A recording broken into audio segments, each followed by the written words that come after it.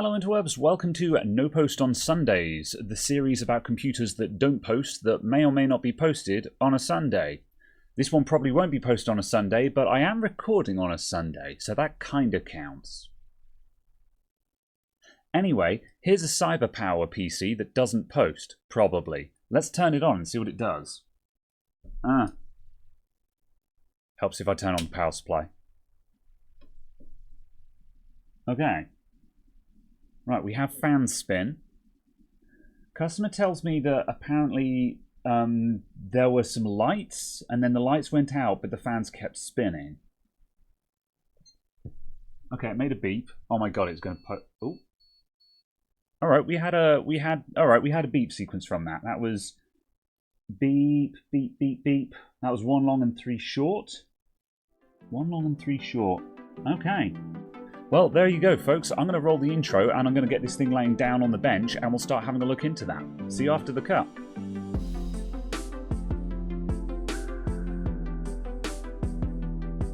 This video is sponsored by me because I'm selling merch now. You can go to adamantIT.co.uk/store and peruse my fourth wall shop for such bangers as the Adamant IT hoodie. It's got a logo on the front and on the back, and it comes in many colours, and it's super comfy. You can also get this design on a t-shirt like this one, or even this one. There are plans for more designs, but it took me a year to get this far, so I thought I'd better launch with what I've got for the time being. If clothing isn't your cup of tea, you can buy a cup for your tea, like this one. It's got the logo on the one side, and it's got me doing an impression of Dean from the Iron Giant on the other. There's also a full logo version, all available in various colours. For these things and more, check out adamantIT.co.uk/store or click the link in the description. And also give me other merch ideas in the comments if you fancy. Now on with the video. So that beep code, very good chance that that's a memory error code. This might just be fixed by just taking the memory out and putting it back in again, in which case this is going to be a real short video. However, the point of No Post on Sundays is that we actually investigate these short, easy fixes anyway. For a Let's Fix Computers, if I fixed it in 30 seconds by reseating the RAM, that video gets thrown out. But these ones I decided to show the easy wins. And, you know, to pad out the video, maybe we'll go ahead and just give this thing a dust out as well. So CyberPower are a pretty mainstream system integrator in the UK. As you can see, this is a fairly tidy build, you know. Classic system integrator, zip tie everything. Build, but you know, it looks nice and tidy inside. We've got an in-win power supply here, and an Asus Prime motherboard. It looks fairly nice all the way around. That's a 3060 Ti. Not sure what CPU is in there. It's probably a Ryzen 5 given the Wraith Stealth cooler on top of it. So as I say, memory beep like that. We're just going to start out by just reseating the RAM. Maybe some dust has worked its way in there or something like that. So Asus motherboard only latches at one end, so we'll just take those out. It is DDR4 3200 CL16, so yeah, pretty typical. Nothing spectacular, but it's fairly decent. Sometimes you see system integrator builds where they cheaped out and put in like 2400 RAM or something like that, and it's just like, no, why? But yeah, they've put in you know, good mid-range memory. So a lot of people, well, yeah, there's a little dust buildup down there on the edge of that slot, so I'll go ahead and grab a brush and I'll just give that some brushy just to clear out any dust that's there. I find it hard to believe that dust can actually get down into these slots while there's memory modules in them. However, through my career, I've had a lot of wins with just reseating memory modules in computers, both custom builds and pre-builts. I spent a long time as a contractor in going to state schools to do computer maintenance. So you know, I'd go into a school once a week, and they'd have a book with a list of computer faults, and I'd spend sort of 4 hours on site at the school going through the book, fixing any faults that had been reported that week. And you know, fairly regularly there would be one of the computers isn't turning on. And you'd pull that computer out, take the cover off, pop the memory off, blow on it, put it back in again, and it works. So yeah, all reliable. Blowing in the socket is effective. However, also, usual thing will pop up. People will go look at the dust and be like, "Ah, look at the dust, human skin. Why didn't you clean it first?" Well, if I cleaned it first before I started the video and then turned it on and it had worked, we wouldn't know anything. Whereas by leaving the dust here, we don't erase any evidence and we see the full picture before we touch it. So we know what we have fixed and what the dusting has fixed. So let's turn this on and see if that's done anything.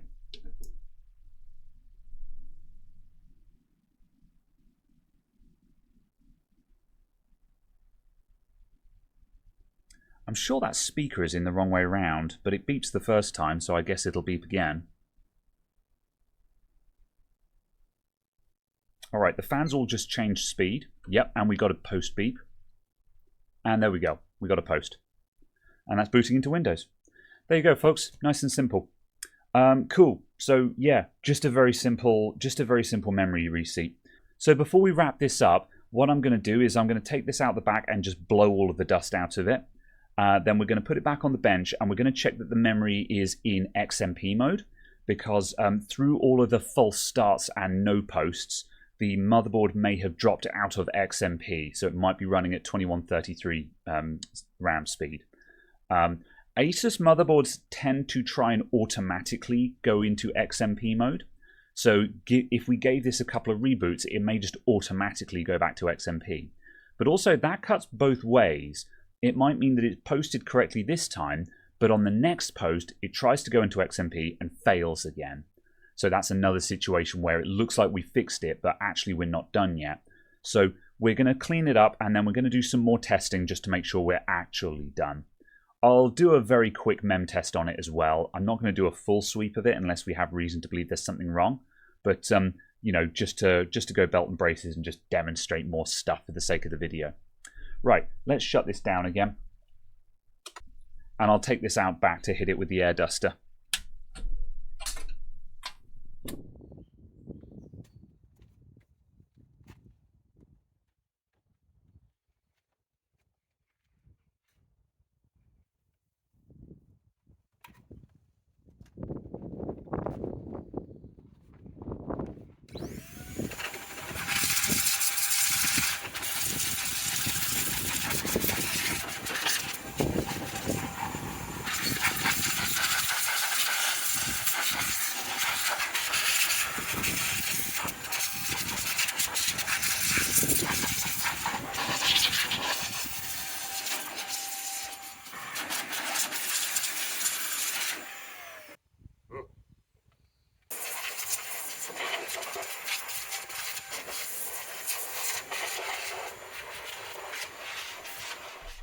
Right, that's all done. Let's fire this up again and just check what status the memory is in. So I'll just push the power button. So I'm going to let this boot up into Windows now, just to see if it actually gives a clean restart. Yeah. And then I'm going to take it into BIOS from this point, and we'll just see what state the memory has gone into. Okay, that's kind of interesting. The memory is reporting that it's at 2133. However, it has selected DOCP profile 1. Now, on AM4, so XMP is an Intel standard extreme memory profile. And because it's an Intel standard, whenever you're running XMP on an AM4 system like this, it's not the Intel standard. It just reads the XMP profile and just uses that spec. So XMP on an AM4 motherboard is usually called something else. In this instance, Asus calls it DOCP. I don't know what that stands for. You can Google it if you care. It doesn't matter. It's some made-up thing. So Asus call it DOCP, and most of the other brands have their own name for this. Sometimes they will just call it XMP anyway, because that's basically what it is. So DOCP, that is our memory overclocking. So that has selected profile 1, but it doesn't seem to be applied. I'm going to give this one more restart. So I'm just going to do F10 and just save and exit. And I'm going to come back around into BIOS again and see if we boot up at 3200. It might be that we needed just like 2 or 3 reboots. Oh, cool. It just decided to ignore me trying to go into BIOS. I love it when that happens. Okay, same thing. Still saying 2133 on the memory there. But also, in the information in the top left, it says DDR4 3200. I think this might just be a very confusing BIOS screen. Typically, DRAM status is the authority here. We've got, you know, the DOCP profile 1, that is saying that's the speed that we're setting, and the DRAM status is the speed we're getting. Let's just try going into advanced mode to see if we get some more information on that. Go over to AI Tweaker. Okay, yeah, so now on the hardware monitor over here, it is saying 3200. So yeah, we are at 3200. That's just a very weirdly misleading status screen on the home screen. Weird. Okay, doesn't really matter. So we are back into XMP mode here. So I don't really think we need to change any settings at this point. I'm going to go and get my memtest drive. So this flash drive has memtest 86 on it. So I'll just stuff that into a USB port.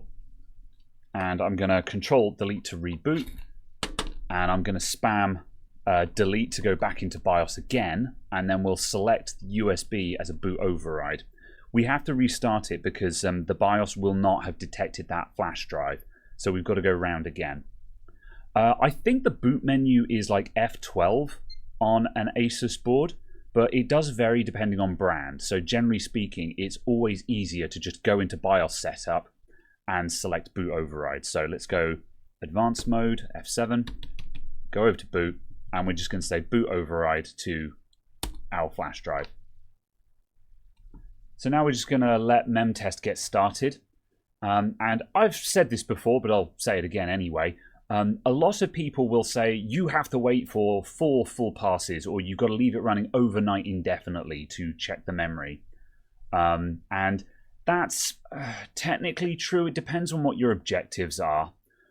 If you're testing an overclock, or if you're doing extreme stability testing, or if you're chasing a crash that happens once a week, you know, maybe once a month, then yeah, you might want to leave that running overnight just to be absolutely certain that there isn't like one error every 3 passes that might just be that blue screen that you're getting once a month. However, that's not really what we're chasing down here. We had a very clear no-post fault and we've already fixed that. At this point, we have no reason to believe there's actually anything wrong with the memory. So I'm going to leave this to run for, I don't know, 5 or 10 minutes as what I call a confidence test. So for a confidence test, we're not looking to be exhaustive. We just want to make sure that it doesn't immediately start spitting errors out at us in the first 10 minutes or so. And 9 times out of 10, if you're going to find errors, you're probably going to see them within 5 or 10 minutes. And like I say, unless you're chasing down a very, very obscure intermittent fault, it's pretty unlikely that you're going to see much late on into a memory test pass. So again, that's not to say that it's not worth running a full test. However, right now, we're not expecting errors from the memory. We just want to be sure that there's nothing that we've missed, because I haven't logged onto the computer. I haven't run anything. You know, we haven't really done any meaningful testing. So this is a confidence test that allows me to go, okay, we're done here, and move on to the next job.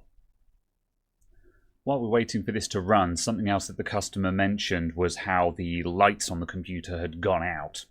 And indeed, there are RGB fans in this, and there is an RGB controller in the back of the case. So those have not come back on, and I think what happened there is that the reset button on this case is wired into the RGB hub, which is a very common setup on cheap RGB setups like this. And when I say cheap, I don't mean that to disparage it, just, you know, low-cost stuff.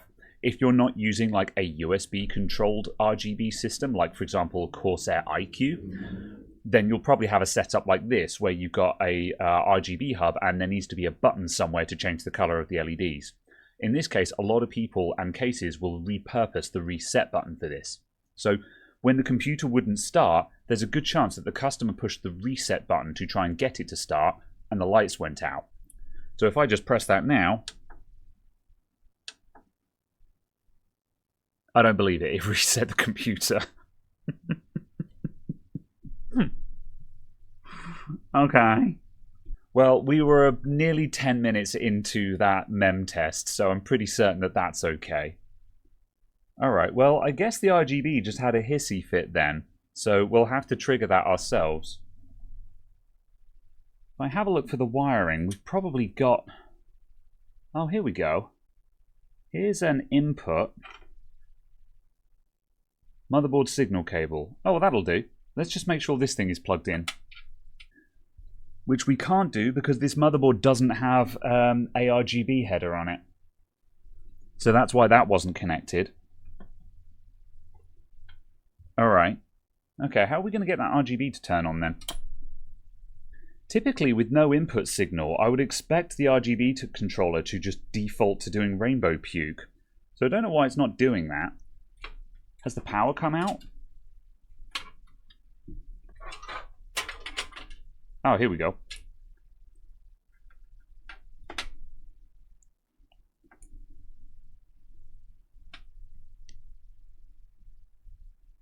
Right, that must be our RGB, because I can't think what else it would be.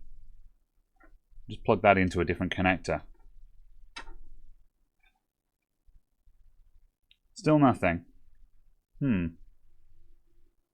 Well, that sucks. I think this computer just doesn't have a means to run its own RGB. Why did they even put it in?